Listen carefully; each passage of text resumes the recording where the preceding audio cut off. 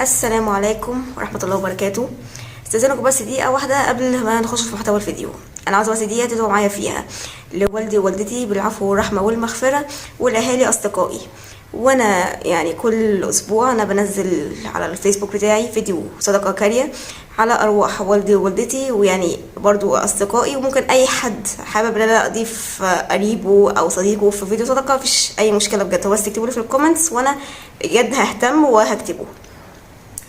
طبعا يعني ظهوري النهارده بالشكل ده مفاجأة كبيرة سواء ليا قبل منكم بجد، عشان انا كنتش ناوية ابتدي القناة كده بشكل كده، مكنتش عامله حساب على كده خالص بجد. انا كنت عاوزة ابتدي انيميشن اساسا، فكون ان انا معرفتش اظبطها فخلاص بقى، عشان انا بستنى ان انا اعمله انيميشن وكده، فده هياخد وقت طويل جدا. تمام، عشان انا مبشتغلش لوحدي اساسا، انا معايا شريكي، بس دي لو ظبطتش قوي ما اختلفناش، هو لسه معايا بس هيبقى مونتاج بقى بدل انيميتور، يبقى مونتاج. بس يعني الموضوع ما ظبطش قوي، فخلاص، فالحمد لله على كل حال يعني. ولن يصيبنا الا وكتبه الله ولنا، هو اكيد اكيد ده بيحصل لسبب يعني.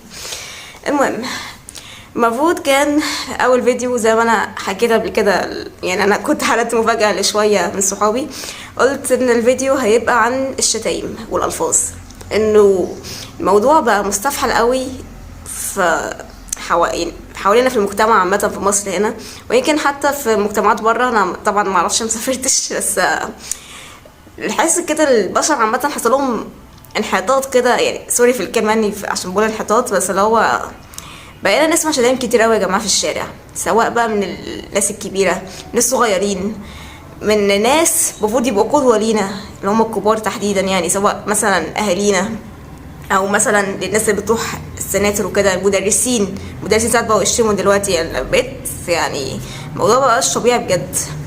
فانا كنت حضرت يعني ده في 11 صفحة، كنت حضرت سكريبت طويل عريض، كان المفروض بقى يعني اللي هو بقى اسمعوا واو واو، بس انا ماليش قوي في اللي هو بقى اقعد بقى ان انا احفظ بقى الكلام ده كله وبعد كده اجي اقوله. لا، انا ماليش قوي في الجو ده بصراحه، مع ان انا اللي كاتبه السكريبت على فكره، انا اللي كاتباه، انا اصلا كاتبه وانا اللي محضره السكريبت ومحضره بقى، يعني اصلا هو نص السكريبت ده معمول عشان الادله اللي انا جمعتها من الشرع والدين، من بقى القران والسنه والاحاديث وكده. الحديث صح تحديدا، يعني قعدت ادور وافصص، عشان انا مش جايبه الحاجات كده وخلاص، اللي هو جبت كده من جوجل فخلاص شكرا، لا انا قعدت اتاكد ان كل حديث صحيح من اللي انا جايباهم، وطبعا الايات القرانيه بقى وتفسيرها وكده بقى. ليه يا جماعه كل الحاجات دي؟ عشان يا جماعه الموضوع مش هين، ان هو ان اقول شتيمه والله ما حاجه هينه ابدا ابدا. انا مش فاهمه اصلا يعني ليه بقينا نشوف الموضوع عادي. وعلى فكره الكلام ده يعني سواء بنات او شباب، عشان مش عايزين بقى اشوف بقى الرجاله الروشه بقى تقعد تقول ده ولد براحته. حضرتك في يوم القيامه يعني ان شاء الله، يعني ربنا يحفظنا لحد اليوم ده، مش هيجي مثلا لو في واحده بتشتم وواحد بيشتم هيمسك في البت ويسيب الولد، يعني استغفر الله العظيم، هي مش كده بجد، يعني ربنا عادل ومش هيعمل التفرقه دي عشان دي بنت وده ولد. لو في حد معترض على الكلام ده يعني ممكن نتكلم بالعقل الاول قبل ما نتخانق، يعني عشان انا مش فاهمه ليه ممكن حد يشوف لو لا ده ولد فبراحته. ايوه يعني ربنا هيسيبه؟ انا دي اللي مش فاهمه بجد، يعني ربنا مش هيسيب حد يا جماعه، يعني ربنا بيحاسب، ربنا عادل وغفور ورحيم وكل حاجه، انا مش بقول حاجه طبعا، بس اللي بحاول اقوله ايه، ان هو يعني يا جماعه مش طبيعي ولد يشتم، مش طبيعي بنت تشتم، مش طبيعي الاتنين يشتموا، مش حد يشتم والتانية ما تشتمش، لا الاتنين ما يشتموش يا جماعه بس. فدي طبعا اول حاجه يعني. تاني حاجه بقى، يعني عايزين بقى نخش، يعني الشتام اصلا انواع كمان، هي شتام انواع. اللي بيشتم بقى بيشتم وخلاص، اللي هو بقى مثلا يقول يا جزمه يا حيوان يا قذر يا مش هقول بقى شتام كتير، او شتام بالاهل، ودي مش هودي فيها امثله طبعا يعني. وفي كمان سب الدين، دول سيبهم كده على جنب لوحدهم كده بالادله بتاعتهم، عشان يعني انتوا نهاركم ابيض، نهاركم ابيض بجد. تمام، فهنبتدي باول حاجه، بسم الله الرحمن الرحيم. يعني نشوف كده، بس للاسف الادله فعلا كتير قوي، فانا هبص للورق، يعني اتمنى ده ما يزعلش حد يعني، عشان ما حفظتهمش كلهم. يعني انا اصلا انا مش ملاحقه والله على الكيمياء وقانون ايوباك ونظام ايوباك ومعرفش ايه حاجات كده في العضويه، احنا بدانا عضويه اصلا، فالعضويه اصلا خانقاني يعني فمش ملاحقه بجد. فمهم يعني بسم الله بسم الله. تمام. اول مثلا حديث اهو عن رسولنا الكريم صلى الله عليه وسلم قال: سباب المسلم فسوق وقتاله كفر. سباب المسلم فسوق، اللي هو يعني تخيل، ماشي، اللي هو يعني تخيل الرسول شبه شبه الشتيمة بالفسق، يعني عشان بس اللي بيقعدوا يقولوا فيها ايه دي شتيمة، رسولنا بنفسه قال ده فسق. انت متخيل ده؟ انت متخيل انك انت كمسلم بتاع عليك فاسق عشان بتشتم بس؟ والرسول اللي قالها مش انا اللي بقولها، يعني انا بقى مش بخترع كلام، انت ممكن هتتاكد من كلامي، انا مش بفتي، تمام؟ انا جايبه الحديث وسهل جدا انك تكتبه وتلاقيه ان هو فعلا موجود، مش انا اللي مألفاه مثلا ولا حاجه لا قدر الله يعني. فمثلا ده اول حاجه، فمحدش يقول لي الشتام عاديه، تمام؟ بعدين ثواني كده بس اجيب الورق. في برضو حديث تاني اهو بيقول ايه: قال رسولنا صلى الله عليه وسلم: المسلم من سلم المسلمون من لسانه ويده، والمؤمن من أمنه الناس على دمائهم وأموالهم، والمجاهد من جاهد نفسه في طاعة الله، والمهاجر من هجر الخطايا والذنوب. طب ماشي، مبدئيا كده ما الشتام دي ذنب اهو. وكمان في حاجة دلوقتي، يعني لو من كلام الحديث ان مش من اخلاق المؤمن ان هو يشتم او يقول كلام فاسق او بقى يقول اللي هو الالفاظ بقى عامه. فدلوقتي يعني انت كمسلم او انت كمسلمه او احنا كمسلمين كلنا، هو ايه اللي يمنعنا ان احنا نرتقي ونبقى مؤمنين؟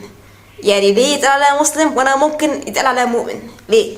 يعني ايه المانع؟ انا عاوزه بس حاجه تقول، يعني انا عاوزه حد يجي يقول لي انا مثلا ملاني كذا، انا عاوزه بجد، انا جايه اناقش، انا مش جايه ارمي كده وخلاص الكلام وارزع الكلام، لا انا جايه اتناقش معاكم بجد، عشان انا نفسي افهم يعني ليه بقينا كده، ليه وصلنا للحال ده بجد. يعني انا نفسي افهم والله بجد. وانا على فكره بس عشان يعني ما نقوش بقى انا بقى ملاك بقى نازله على الارض وما بغلطش، انا برضو كنت على فكره وصلت يعني من كام سنه مش دلوقتي، كنت برضو بقعد اقول شتايم واشتم واتخانق واردح، يعني حرفيا كان اسلوبي زباله، انا هتكلم بصراحه كان اسلوبي زباله. لحد ما الوقت قلت ان انا يعني انا ماما ما ربتنيش على كده، ماما ربنا يرحمها ما ربتنيش على كده ابدا. قلت لا انا هبطل واحده واحده. يعني انا الموضوع في الاول كان رخم شويه طبعا، لو كنت متعوده بقى يعني حتى لو اكون مخنوقه اطلع بقى افش غلي بالكلام فبقول شتايم برضو، فالموضوع كان صعب في الاول فعلا منكرش، بس يعني واحده ورا واحده وافكر نفسي لا كده عيب كده غلط كده حرام، فالحمد لله بطلت. وان شاء الله يعني اي حد شايف الفيديو لسه للاسف فيه العاده دي، يا رب برضو ان شاء الله كلكم تبطلوا ان شاء الله. فعايزين بقى نكمل. بسم الله الرحمن الرحيم. كنت كاتبه ايه تاني ولا مش عارفه؟ انا كاتبه هري كتير قوي، مش عارفه ايه ده. اصل انا لما باجي اكتب يعني حرفيا اللي هو بسرح جامد. وكمان اصلا يعني انا من الاسباب اللي انا عامله الورق ده عشان بس يبقى الكلام منظم، عشان انا حرفيا لما فعلا بتكلم براحتي الموضوع بيأفور قوي، ممكن فيديو يطول كتير، فانا بحاول اخليش فيديو طويل عشان حتى ده لسه اول فيديو معايا ومعاكم يعني، فمش عاوزه ابقى تقيله يعني على حد. فالمهم بقى ايه تاني. تمام. في مثلا هو آية، يعني مش كله حديث بقى، في برضو آية من القرآن. بسم الله الرحمن الرحيم. وكل عبادي يقول التي هي أحسن إن الشيطان ينزع بينهم إن الشيطان كان للإنسان عدوا مبينا. صدق الله العظيم. الآية دي في سورة الإسراء الآية 53 ليها روايتين، يعني هي أصلا نزلت يعني ليها قصتين. الرواية الأولى إن الخليفة عمر بن الخطاب رضي الله عنه كان بيمشي كده عادي، شتم راجل من العرب، فطبعا بقى عمر اتعصب ورد الشتيمة وشتم. فالآية دي نزلت عشان تفكرنا ان احنا المفروض يعني نقول التي هي احسن، يعني اولا بس محدش يتلخبط في حاجة. على فكرة رد الشتايم مش حرام، ده مبدئيا يعني، وانا دي لسه هخش فيه اصلا واقول بالتفصيل. رد الشتايم مش حرام يا جماعه، طالما فلان بدا فخلاص ممكن بقى ارد عليه طالما هو اللي بدا. لكن سب الاهل ما يتردش عليه لانه من الكبائر. سب الاهل ده السب الوحيد اللي ما يتردش عليه، انا بقول اهو. تمام. فهو مش حرام، بس هنا ربنا بيقول ايه؟ بيقول الاحسن اللي هو مستحب ان انا ما اردش بجد، اكبر دماغي بقى اطنشه whatever بقى، يشوف انت اللي ريحك ايه اللي ممكن يهديك في الموقف ده غير انك ترد على اللي شتمك، يعني اعمله. لكن الاحسن ما تردش. مش قادر تمسك نفسك اوكي عادي، لكن هترد في حدود الشتائم برضو اللي قالها. بمعنى يعني مثلا واحد قال لك حيوان، هتقول له قول له انت كمان حيوان، لكن مش هتقعد بقى تجاوب بقى انت حيوان وكلب وزباله مش بلاعه هي بتدفع، تمام؟ مش كده. فنرد الشتيمه وشتيمتها طالما هو اللي يعني حد بدأ، فخلاص ربنا اجاز ان احنا نردها عادي. وبما ان انا دخلت في الحته دي، فانا هشوف بقى الايه كنت لقيتها عن الموضوع على طول بقى، يعني مش هقعد بقى اتفرع كتير.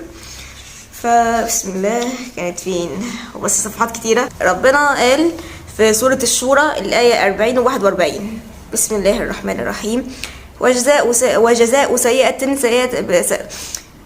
سيئة سيئة مثلها، فمن عفا وأصلح فأجره على الله إنه لا يحب الظالمين، ولمن انتصر بعد ظلمه فأولئك ما عليهم من سبيل. صدق الله العظيم. فمثلا هو في الآية دي نزلت في المدينة لما تعارك أبو بكر رضي الله عنه مع بعض النصارى، قاعدين يتخانقوا بقى ويشتموا وكده. فالآية دي نزلت توضح مراتب الجزاء من الظلم. هو الاصل في العدل هو المماثله في العقوبه، زي ما انا قلت ان انا نرد شتيمه بشتيمتها مثلا، تمام؟ لكن برضو في الايه ربنا وضح ان الافضل لنا نعفو، لكن زي ما قلت من حق الشتم انه يرد الشتيمه عادي طالما في السياق وما يتجاوزش. بالله عليك ما تجاوز، اصلا بص هتاخد ذنوب، انت اللي هتاخد الذنب يعني مش عشان حاجه والله، ده يعني ده عشانك ولا عشانك، فاهمين يا جماعه؟ فاللي هو يعني بلاش تجويد، بلاش، تمام؟ وزي ما قلت هو حرام لو شتمنا بالاهل. يعني مثلا اهو رسول الله صلى الله عليه وسلم بيقول ان من اكبر الكبائر ان يلعن الرجل والديه. قيل يا رسول الله وكيف يلعن الرجل والديه؟ قال يسب الرجل ابا الرجل فيسب اباه، ويسب امه فيسب امه. يعني حرفيا انت لما تيجي تشتم اهل حد انت تشتم اهلك انت. ده معنى الحديث باختصار بجد. غير طبعا هو من الكبائر، يعني هو حتى ان من اكبر الكبائر ان يلعن الرجل والديه، يعني لو ده حرفيا ده كده، يعني سواء انت قصد او لا انت بتلعن اهلك، انت بتلعن اهلك. انت متخيل؟ عشان شتمت اهل حد تاني اصلا، اللي هو انت لسه ما اتشتمتش، ده انت اللي شتمت وجت فيك، اللي هو كده. ف يعني يا جماعه الموضوع ده ما فيهوش هزار خالص بجد بقى، عشان انا كنت يعني ساعات حتى زمايلي في السنتر سمعت واحده بتقول، مش هقول بقى الكلمه، بس حضرتك انت بتعملي انت بتقولي ايه ولا بتعملي ايه؟ يعني ازاي بتقوليها اصلا وبتقولها لصاحبتها هزار، اللي هو وهي اصلا شتيمه بالام. يعني اظنكم كده وصلت لكم، يعني ما وصلتكوش خلاص الحمد لله، بس اللي هو لا كده ما ينفعش بجد، كده ما ينفعش بجد. هي مش للهزار ومش يعني ومش حلال اصلا، حرام، كبيره من الكبائر يا اخوانا، كبيره من الكبائر. ايه يعني عايزين ايه تاني عشان تقتنعوا ان الشتايم الاهل بالذات غلط يعني، والشتايم عامه برضه غلط، بس اللي هو يا جماعه واحده فاهمين؟ ف يعني يا جماعه الحاجات دي ما فيهاش تهاون. وعلى فكره الادله اصلا كتيره جدا، لسه في شويه ادله حلوين يعني، حتى في حوادث وحوار، بس الشتايم نفسها لسه دخلتش بقى سب الاهل، ولسه لا ده اصلا قصدي سب الدين، معلش سب الدين لسه دخلتش فيه، ولسه يعني لسه في حاجات كتيره جدا انا مجمعاها. انا جمعت حرفيا كل الادله، لو كل حاجه اتكلمت عن الشتايم او الكلام او كده انا جمعتها بتفسيراتها بقى، يعني فصصتها في الورق ده كله، عشان هو يعني الورق ده اصلا والله العظيم نصه على الاقل بس الادله ولا تربيع، وانا مش عارفه بجد ايه ده. يعني مثلا اهو في ايه تاني، ثواني. مثلا الحديث ده بقى انا بصراحه بحبه قوي بجد، وانا اصلا عارفاه، يعني انا عارفاه من الاول، بس يعني انا فعلا بحبه بعد حديث الكبائر ده على طول. ده تاني حديث، يعني الحديث المفضل عندي انا برضو في الادله اللي انا مجمعاها دي. قال رسول الله صلى الله عليه وسلم: ليس المؤمن بالطعان ولا اللعان ولا الفاحش ولا البذيء. اللي هو زي ما انا قلت ان هو المؤمن ما بيطلعش منه الكلام ده، انا كنت قلتها من شويه، كنت بقى يعني اقول الحديث معاها، فمعلش بقى. فزي ما قلت ايه اللي يمنع ان احنا نرتقي؟ ايه اللي احنا نرتقي من مسلم لمؤمن طالما الموضوع مش صعب قوي كده؟ يعني او لا لعان اللي هو اللي بيقعد يلعن في الدين بقى ويسب وكده، ولا الفاحش اللي لسانه بقى مترين بقى ومدردر وعايز يشتم، والبذيء يعني خلاص واضحه يعني يا جماعه، خلاص يعني مش هنقعد بقى نفصص كلمه ما كلهم معناهم واضح، فنخلي بالنا يعني، تمام؟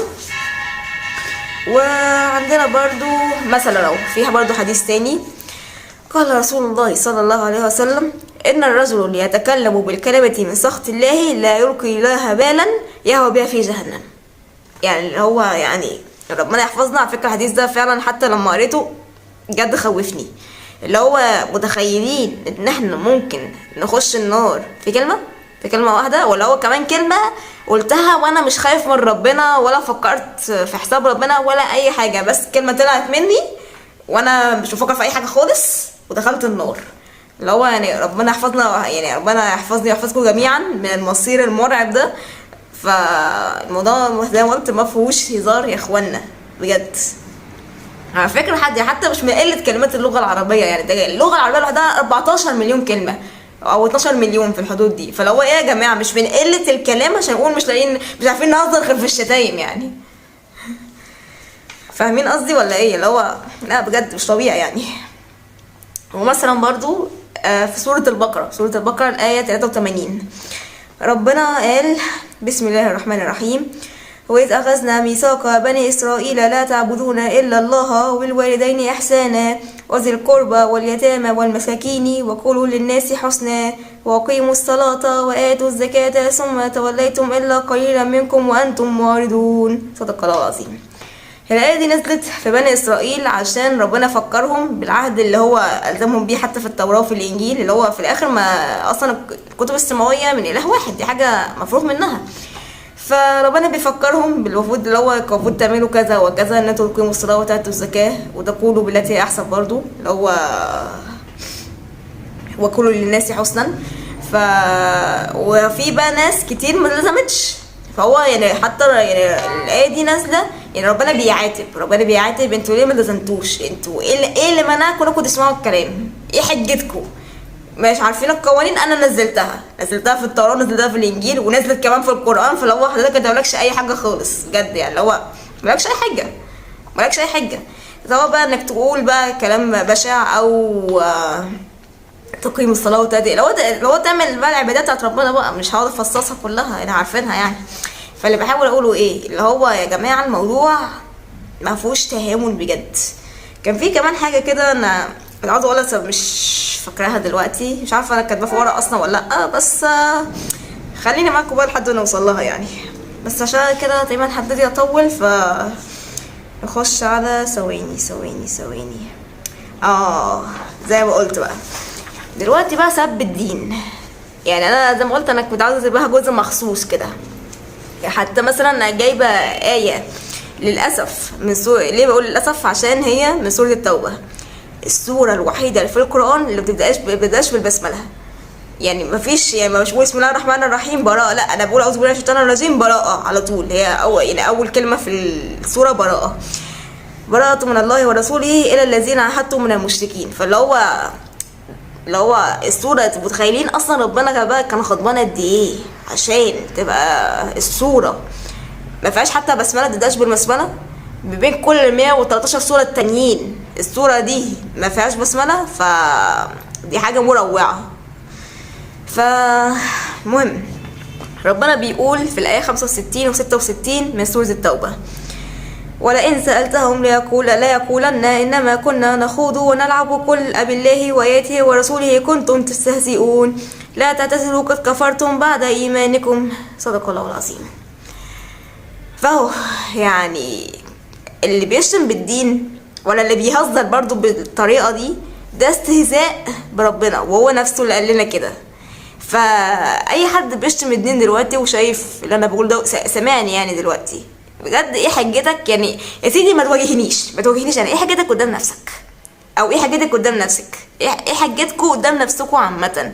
يعني انتوا تقدروا تبصوا في المرايه، بس مش بقولكم واجهوني، بصوا في المرايه واسالوا نفسكم السؤال ده: انا ايه اللي بيخليني اشتم بالدين طالما ربنا يعني مش هقول بقى ان انا ممكن اخش النار عشان يعني لسه مش حاجه اكيد، محدش عارف مصيره فين، الله اعلم، عشان لسه ما موتناش. طالما ما موتناش فلسه في فرصه لتغيير كل حاجه. بس لو قال ليه ليه اعمل ذنب بيخليني اخاف ان انا ممكن فعلا اخش النار؟ يعني اسالوا نفسكم والله السؤال ده، انا بتكلم بجد والله. لو اسالوا نفسكم السؤال ده: ايه اللي بيخليني اعمل كده؟ ليه بعمل كده؟ ليه ما ببطلش؟ ليه ده بيحصل؟ ليه انا متاثره مثلا بحد؟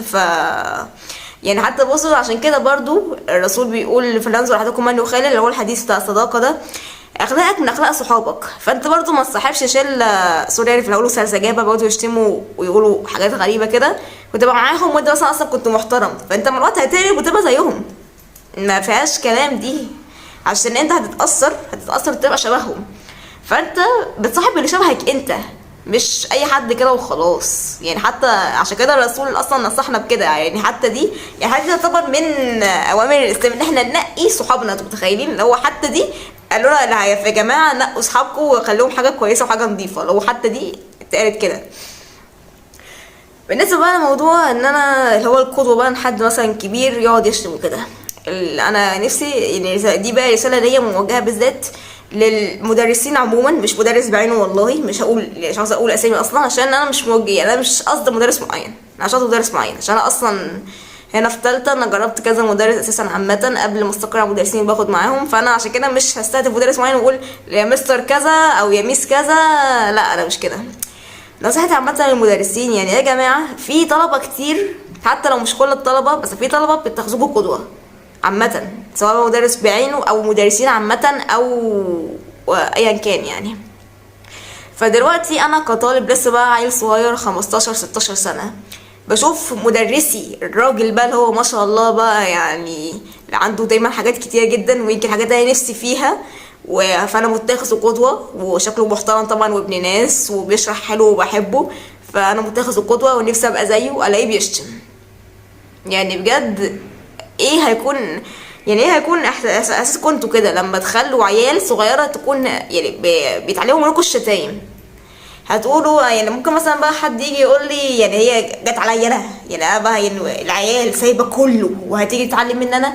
مش كده، بس ايه دلوقتي اهو انا واحده اهو مثلا عيلتي بتشتم، ما بقول مثلا انا مش يعني ما تاخدوش كلام حرفي، يعني مثلا عيلتي بتشتم، بروح مثلا السناتر الاقي مدرسين بيشتموا، بلاقي زمايلي بيشتموا، بلاقي الشارع نفسه الناس اللي حواليا بتشتم، طب ما طبيعي انا كمان هشتم يعني خلاص بقى اللي هو الموضوع ماضي، فاهمين؟ الموضوع مش حاجه نستهون بيها خالص، مش حاجه نقعد نقول بقى يعني وايه يعني لما انا بشتم يعني مش بالضروره يتعلموا مني. زي ما قلت هو العيل بياخد من كل اللي حواليه، فلو بدأنا بنفسنا وبدأنا عامه اللي هو نعمل موقف في الموضوع، فشويه شويه الموضوع هيبطل.